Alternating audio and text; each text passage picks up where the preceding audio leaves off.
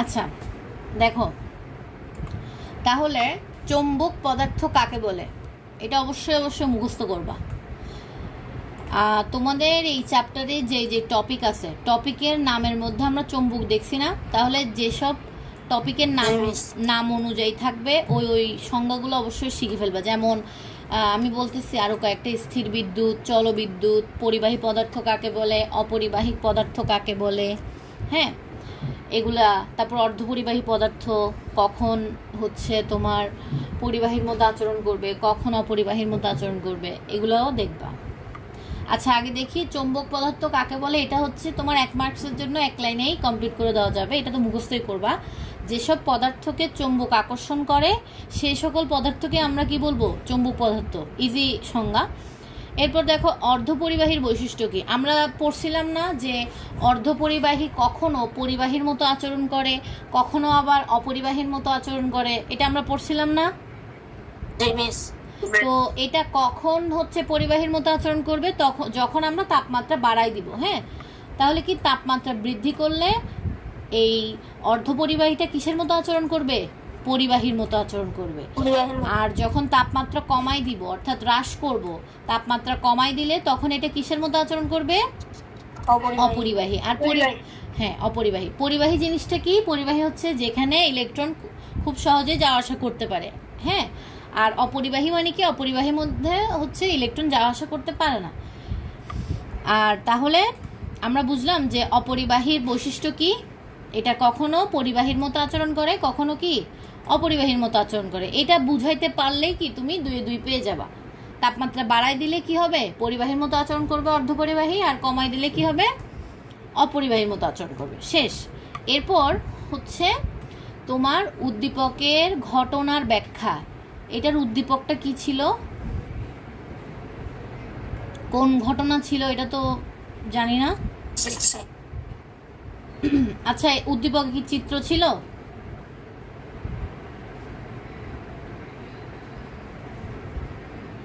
উদ্দীপকে কি ছিল, চিত্র? আচ্ছা যেটা ছিল এটা মুখে বললেই হবে, কারণ উদ্দীপক ছাড়া সৃজনশীল কখনোই আনসার করা যাবে না।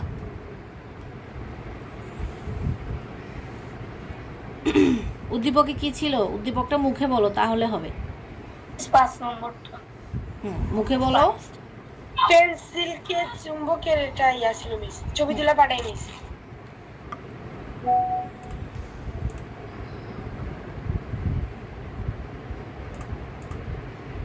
প্লাস্টিকের চিরুনিকে পশম বা উলের কাপড় দিয়ে ঘষলে ছোট ছোট কাগজের টুকরাকে আকর্ষণ করে।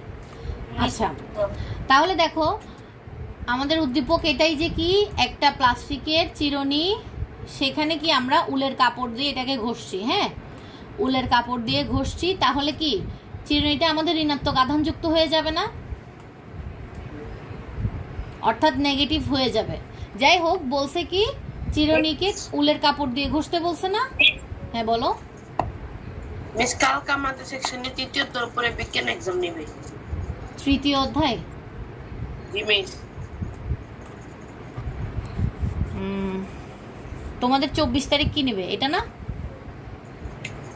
মিস? কালকে মিস 3য় অধ্যায় নেবে, 24 তারিখ মিস সাবজেক্ট পরীক্ষা, আর এমনিটা মিস ইয়া সেকশনে নেবে। সেকশন ওইটা কি ফাইনালে অ্যাড হবে না মিস। আচ্ছা তাহলে আমরা এটাই পড়ি, ওইটা বাসায় পড়ে নিও। ওই অধ্যায়টা কি আমরা পড়ানো শুরু করছিলাম? না মিস, পড়ানো হয় নাই। আচ্ছা তাহলে আমি এখন নতুন টপিকে যাচ্ছি না, কারণ তখন গুলাই যাবে। যেটা আসলে আমাদের জন্য এখন ইম্পর্টেন্ট সেটাই পড়তেছি। তোমরা রাতে ওইটা পড়ে নিও, আর যদি কোনো টপিক না বুঝো আমাকে গ্রুপে বললে হবে, ঠিক আছে?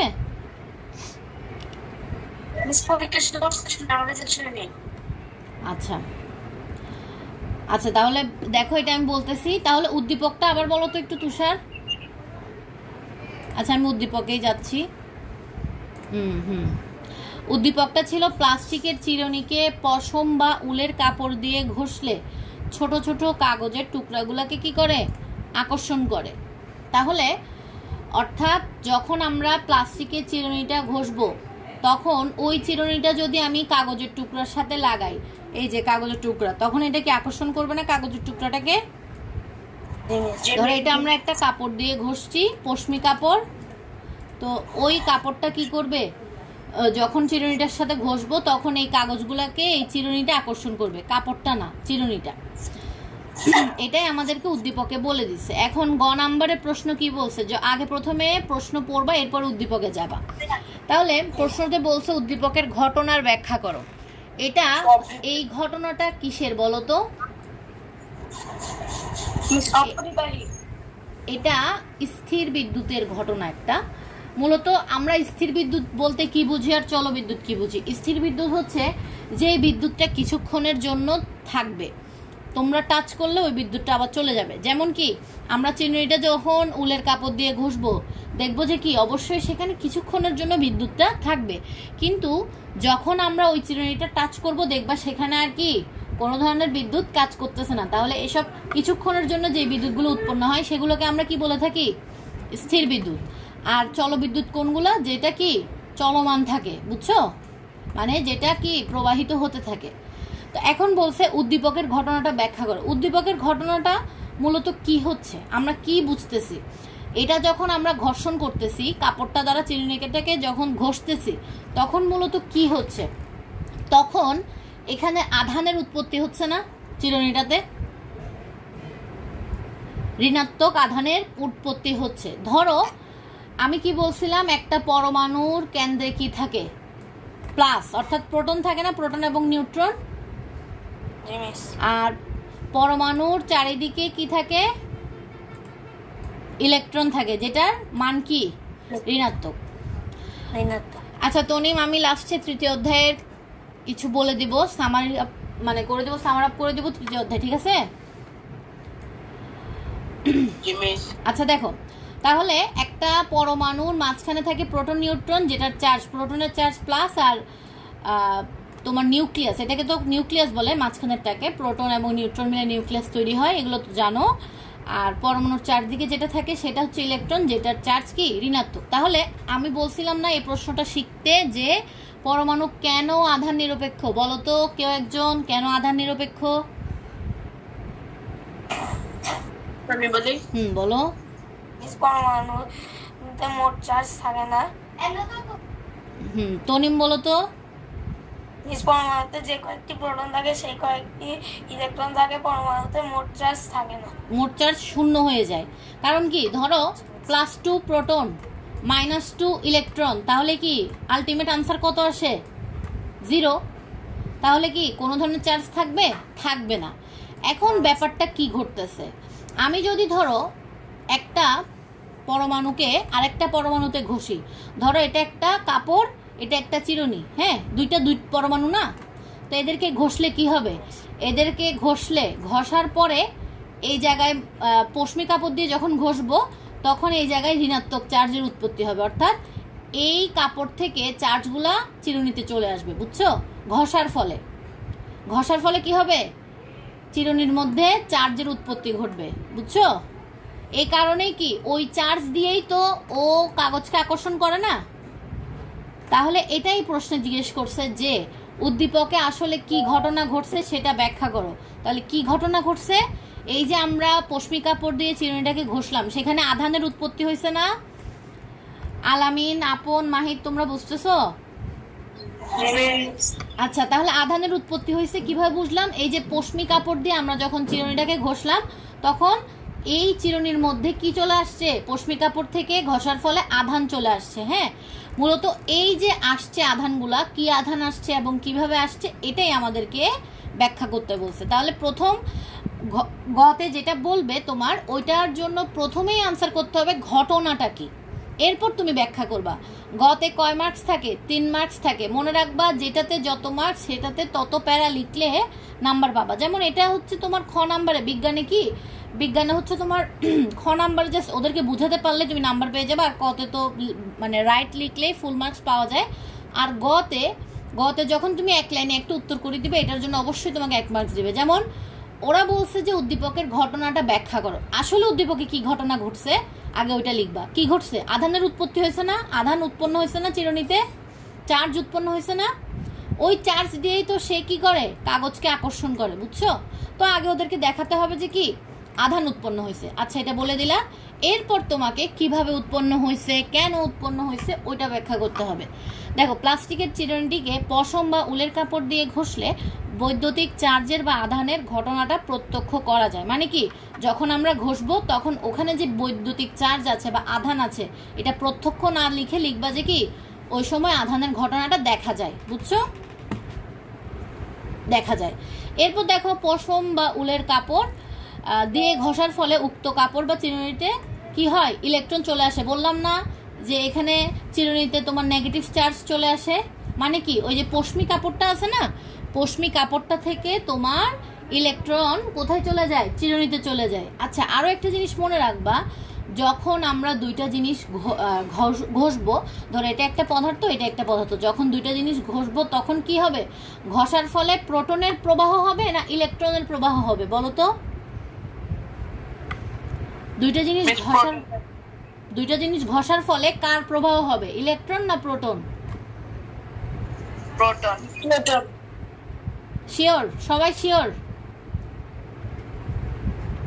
কখনোই প্রোটনের প্রবাহ হবে না, যখনই কোনো ইলেকট্রনের প্রবাহ হবে। কারণ কি, আমরা বইয়ের শুরুতে, এই অধ্যায়ের শুরুতেই কিন্তু আছে যে কি ইলেকট্রনের প্রবাহর ফলে বিদ্যুৎ উৎপন্ন হয়। তাহলে মনে রাখবা, ধরো এই বস্তুটাতে, আমি একটু বুঝাচ্ছি, এটা দেখো খেয়াল করো তাহলে বুঝতে পারবো। ধরো এটা একটা বস্তু, এটা একটা বস্তু, এটাতে ধরো আছে দুইটা ইলেকট্রন এবং দুইটা প্রোটন, ঠিক আছে? আর এটাতে আছে ধরো তিনটা ইলেকট্রন, তিনটা প্রোটন আছে। এখন আমি এই দুইটাকে কি করলাম, ঘষলাম, ঘর্ষণ হয়েছে। ধরো এখানে ঘষার ফলে কি হবে জানো, যেটার বেশি সেটা থেকে কমেরটার দিকে চলে যাবে না? কারণ কি, তাহলে কে প্রবাহিত হবে, প্রোটন না ইলেকট্রন? ইলেকট্রন। তাহলে মনে রাখবা, এখানে ধরো দুইটা আছে, তো ও কি করবে, তিনটা জার আছে, ও কি করবে, ওর থেকে একটা দিয়ে দিবে, বুঝছো? তাহলে ও কি করবে, ওর থেকে একটা ইলেকট্রন দিয়ে দিবে। তাহলে ওর কয়টা হয়ে যাবে, ওর তিনটা হয়ে যাবে না? দেখো তো, ওর তিনটা হয়ে গেল না ঘর্ষণের ফলে? ওর তিনটা ইলেকট্রন হয়ে গেল, আর ওর কয়টা হয়ে গেল, দুইটা হয়ে গেল, বুঝছো? ওর দুইটা হয়ে গেল, ও একটা দিয়ে দেওয়ার ফলে ওর তিনটা হয়ে গেছে, আর ওর কয়টা হয়ে গেছে, দুইটা। এবার একটু মনোযোগ দাও, ওর হয়ে গেল দুইটা ইলেকট্রন আর ওর হয়ে গেল তিনটা ইলেকট্রন। এখন দেখো তো, এই পরমাণুর মধ্যে ইলেকট্রন বেশি না? এই পরমাণুটার মধ্যে ইলেকট্রন বেশি। তাহলে যেই পরমাণুর মধ্যে ইলেকট্রন বেশি, সেই পরমাণু কি আর আধান নিরপেক্ষ আছে এখন ঘর্ষণের ফলে? কারণ কি, প্রোটন আর ইলেকট্রন সমান হলে না আমরা বলবো যে ওই পরমাণুটা আধান নিরপেক্ষ। কিন্তু এখন ঘর্ষণের ফলে এটাতে ইলেকট্রন বেড়ে গেছে না? তাহলে ইলেকট্রন বেড়ে গেলে আমরা এই পরমাণুটাকে কি বলতে পারি, যে ইলেকট্রন বেশি আছে এই পরমাণুতে। আবার দেখো তো, এই পরমাণুটাকেও কিন্তু আমরা আর আধান নিরপেক্ষ বলতে পারবো না, কারণ এই পরমাণুতে ইলেকট্রন চলে যাওয়ার ফলে কার পরিমাণ বেড়ে গেছে বলো তো, প্রোটনের পরিমাণ বেড়ে গেছে না? দেখো তো, এখানে তিনটা প্রোটন আর এখানে দুইটা ইলেকট্রন, একটা এটাকে দিয়ে ফেলছে ঘর্ষণের ফলে, তাহলে এটা ঋণাত্মক হয়ে গেছে, এবং এই প্রোটনটা, এই পরমাণুটা কি হয়ে গেছে, প্লাস হয়ে গেছে না? কিভাবে প্লাস হয়েছে মনে রাখবা, যে পরমাণুতে ইলেকট্রন বেশি থাকবে সেই পরমাণুটা ঋণাত্মক আধানযুক্ত হয়ে যাবে, তখন আর আধান নিরপেক্ষ থাকবে না। ঘর্ষণের ফলে ইলেকট্রনের আদান প্রদান ঘটে, বুঝছো? ঘর্ষণের ফলে কি ঘটবে, ইলেকট্রন প্রবাহিত হবে, ঘর্ষণের ফলে ইলেকট্রন প্রবাহিত হবে। তো দেখো, ও কি করছে, ঘর্ষণের ফলে ওর থেকে একটা ইলেকট্রন এই পরমাণুতে দিয়ে দিছে, তাহলে ওর ইলেকট্রন বেশি হয়ে গেছে না? তাহলে ওর ইলেকট্রন বেশি হয়ে যাওয়াতে ওর ইলেকট্রন কমে গেছে। তাহলে ইলেকট্রন কমে যাওয়া মানে কি, প্রোটনটা বাড়তি আছে না, আগের পরিমাণটাই তোর, তাহলে প্রোটন বাড়তি থাকা মানে এটা প্লাস হয়ে গেছে, আর এটা কি হয়ে গেছে, মাইনাস হয়ে গেছে। এখন দেখো, এই যে আমরা পশমি কাপড় দিয়ে চিরুনিটাকে ঘষলাম না, পশমি কাপড়, কে ইকরা মহসিন কলেজ আসছে? বলছিলাম না আমি ও মহসিন কলেজে আসবে, তাহলে আমাকে আগে মিষ্টি দিতে বলো। আমি ওকে বলছি যে ও মহসিন কলেজে টিকে যাবে। আচ্ছা দেখো, এখান থেকে আমি কিছু ইলেকট্রন এখানে নিয়ে আসলাম, তার মানে কি, এখানে ইলেকট্রনের আধিক্য বেশি, অর্থাৎ ইলেকট্রন বেশি, আর এখানে কি ইলেকট্রন কম, তাহলে ইলেকট্রন কম থাকা মানে কি অবশ্যই প্রোটন বেশি না এখানে, তাহলে কি এই পরমাণুটা ধনাত্মক হয়ে গেছে। এবার আমরা এটার সাথে এটা রিলেট করি, যখন আমরা পশমি কাপড় দিয়ে চিরুনিকে ঘষবো, পশমি কাপড় থেকে ইলেকট্রন কোথায় চলে আসবে, চিরুনিতে চলে আসবে, বুঝছো? এ কারণেই এই চিরুনি দ্বারা আমরা কাগজগুলাকে কি করতে পারবো, আকর্ষণ করতে পারবো। কারণ কাগজে তো, কাগজটা কি আধান নিরপেক্ষ না, কারণ কাগজকে তো আমরা আর ঘষি নাই, তাহলে কোনো কিছু না ঘষলে সেখানে কি পরমাণুর চার্জ উৎপন্ন হতে পারবে, আর পারবে না। তাহলে আমরা যখন চিরুনিটা কাগজের কাছে আনবো তখন হালকা একটু আমরা বিদ্যুৎ পাবো, এই ঘটনাটাই এখানে ব্যাখ্যা করছে। তাহলে তোমরা যদি ব্যাপারটা বুঝে থাকো নিজের মতো করে লিখলেই নাম্বার পেয়ে যাবা। জাস্ট এটা তোমাদেরকে একটু ওদেরকে দেখাতে হবে যে কি ঘটনাটা আসলে কেন ঘটছে, কারণ কি আধানের উৎপত্তি হয়েছে, এই জন্যই কি ঘটনাটা ঘটছে। তাহলে কি বলবো আমরা, যে পশম বা উলের কাপড় দিয়ে ঘষার ফলে উক্ত কাপড় থেকে চিরুনিতে কি করে কিছুটা পরিমাণ ইলেকট্রন চলে যায়, বলছে না? এই অবস্থায় চিরুনিটি কাগজের ছোট ছোট টুকরাকে কাছে আনলে তখন আকর্ষণ করে। তাহলে কাগজের টুকরোগুলো এভাবে চিরুনিকে আকর্ষিত করে যে বোঝা যায় যে পশম বা উলের কাপড় দিয়ে ঘষার ফলে চিরুনিতে চার্জ বা আধান উৎপন্ন হয়েছে। এটা না না, এটা হবে বা, বুঝছো? আচ্ছা, তাহলে গ নাম্বার ক্লিয়ার হয়েছে, গ নাম্বারটা। আচ্ছা, এরপর দেখো উদ্দীপকের ঘটনায় প্লাস্টিকের চিরুনিকে উলের কাপড় দিয়ে, আচ্ছা আমরা প্রশ্নটা বলি, দেখো বলছে কি উদ্দীপকের ঘটনার আলোকে স্থির বিদ্যুৎ হতে চলবিদ্যুৎ সৃষ্টির প্রক্রিয়াটা লেখো। আচ্ছা বলো তো, এই যে আমরা পশমি কাপড় দিয়ে চিরুনিতে ঘষলাম, সেখানে যে একটু একটু বিদ্যুৎ উৎপন্ন হয়েছে, এই বিদ্যুৎটা কি স্থির বিদ্যুৎ না চলবিদ্যুৎ? এই যে পশমি কাপড় দিয়ে যে আমরা চিরুনিটাকে ঘষলাম, ঘষার ফলে চিরুনিতে যে বিদ্যুৎটা উৎপন্ন হয়েছে, এই বিদ্যুৎটা কি স্থির বিদ্যুৎ, চিরুনির বিদ্যুৎটা না চলবিদ্যুৎ? স্থির বিদ্যুৎ। ভেরি গুড, স্থির বিদ্যুৎ। কেন? কারণ এটা কিছু সময়ের জন্য উৎপন্ন হয়েছে। হ্যাঁ, স্থির বিদ্যুৎটা কি কিছু সময়ের জন্য হয়, আর চলবিদ্যুৎটা চলমান থাকে। তাহলে এটাই আমাদেরকে ব্যাখ্যা করতে বলছে যে স্থির বিদ্যুৎ থেকে কিভাবে চলবিদ্যুৎ সৃষ্টি হয়। এটা কিন্তু উদ্দীপক অনুযায়ী না, এটা একটু উদ্দীপকের বাইরে গিয়ে চিন্তা করতে হবে, মানে কিভাবে তোমার একটা চলবিদ্যুৎ সৃষ্টি করতে পারি। দেখো উদ্দীপকের ঘটনায় প্লাস্টিকের চিরুনিকে উলের কাপড় দিয়ে ঘষায় স্থির বিদ্যুৎ উৎপন্ন হয়, এই যে তোমরা এটা বললা, একে একটি পরিবাহী দণ্ড দ্বারা সহজে চলবিদ্যুৎ। তাহলে দেখো তুমি যখন স্থির বিদ্যুৎটাকে হাত দিবা তখন কিন্তু স্থির বিদ্যুৎ চলে যাবে, কিন্তু তুমি যখন সেখানে একটা পরিবাহী তার যুক্ত করে দিবা, হ্যাঁ ধরো আমরা কি কারেন্ট এক জায়গা থেকে আরেক জায়গায় কিভাবে নিই, তার দিয়ে নিই না? যখন তুমি এই জায়গায় তার যুক্ত করে দিবা তখন সেটা কোথায় পরিণত হয়ে যাবে, চলবিদ্যুৎ। কারণ কি চলবিদ্যুৎ মানে কি ও একটা চলার পথ পেয়ে গেছে না, তারের মধ্য দিয়েও চলতে পারবে না। এজন্য আমরা কি যদি একটা পরিবাহী তার দণ্ড না দিয়ে পরিবাহী তার দিয়ে দিতে পারো, যদি আমরা সেখানে একটা পরিবাহী তার যুক্ত করে দিতে পারি সেখানে কি চলবিদ্যুৎ উৎপন্ন হবে। কেন চলবিদ্যুৎ উৎপন্ন হবে? কারণ কি আমরা জানি বিদ্যুতের মধ্যে ইলেকট্রন এক জায়গা থেকে আরেক জায়গায় কি যেতে পারে। এটা কি এটারই আনসার? আচ্ছা হ্যাঁ, দেখো আমরা জানি দুটি বস্তুকে ঘষলে একটি বস্তুতে ধনাত্মক এবং অপর একটি বস্তুতে ঋণাত্মক চার্জের সৃষ্টি হয়। একটু আগে বুঝাইলাম না যে কিভাবে সৃষ্টি হয়, একটা বস্তুতে ধনাত্মক এবং একটা বস্তুতে ঋণাত্মক। মানে কি তুমি দুইটা বস্তু, তো দুইটা বস্তু থেকে একটাতে যদি মাইনাস বেশি চলে আসে আরেকটাতে অবশ্যই প্লাস বেশি, তাহলে কি একটা ঋণাত্মক হয়ে গেল একটা ধনাত্মক হয়ে গেল, এটাই বলছে। যেমন প্লাস্টিকের চিরুনিকে পশম বা উলের কাপড় দিয়ে ঘষলে চিরুনিতে ঋণাত্মক চার্জের অস্তিত্ব দেখা যায়। তাহলে কি ঋণাত্মক চার্জের অস্তিত্ব বলতে ইলেকট্রন বেশি আর কি, তো সে জায়গায় সেটা কি স্থির বিদ্যুৎ। তো আমরা স্থির বিদ্যুৎটাকে একটা পরিবাহী দণ্ড বা প্লাস্টিকের চিরুনিতে স্পর্শ করানো হয়, তবে ওই ইলেকট্রন পরিবাহী দণ্ডের মধ্য দিয়ে প্রবাহিত হতে পারে। মানে যে বিদ্যুৎ স্থির বিদ্যুৎটা তৈরি হয় সেটা একটা তার দিয়ে বা একটা পরিবাহী দণ্ড, মানে কি সে একটা পরিবাহী দণ্ড বা পরিবাহী তার, মানে কি সেখান দিয়ে অবশ্যই ইলেকট্রন যাওয়া আসা করতে পারবে। হ্যাঁ, অর্ধপরিবাহীও না অপরিবাহীও না, অবশ্যই কি লাগবে একটা পরিবাহীর তার বা দণ্ড লাগবে যাতে করে ইলেকট্রনটা যাওয়া আসা করতে পারে। তাহলে আমরা কি বলছিলাম, যখনই ইলেকট্রন যাওয়া আসা করতে পারবে তখনই সেই বিদ্যুৎটাকে আমরা কি বলবো, চলবিদ্যুৎ বলবো। তাহলে চলবিদ্যুৎ কাকে বলে? যে বিদ্যুৎ কোনো পদার্থের মধ্য দিয়ে প্রবাহিত হয়ে এক স্থান থেকে অন্য স্থানে বা এক বস্তু থেকে অন্য বস্তুতে চলে যায়, তাই হচ্ছে কি চলবিদ্যুৎ। বুঝা গেছে? এজন্য আমাকে যে জিজ্ঞেস করছে, তাহলে এই টেকনিকটা মাথায় রাখবা যে স্থির বিদ্যুৎ থেকে আমি কিভাবে জলবিদ্যুতে যেতে পারবো? অবশ্যই অবশ্যই আমাকে একটা পরিবাহী দণ্ড যুক্ত করে দিতে হবে স্থির বিদ্যুতের সাথে, বুঝছো? বুঝা গেছে? ক্লিয়ার?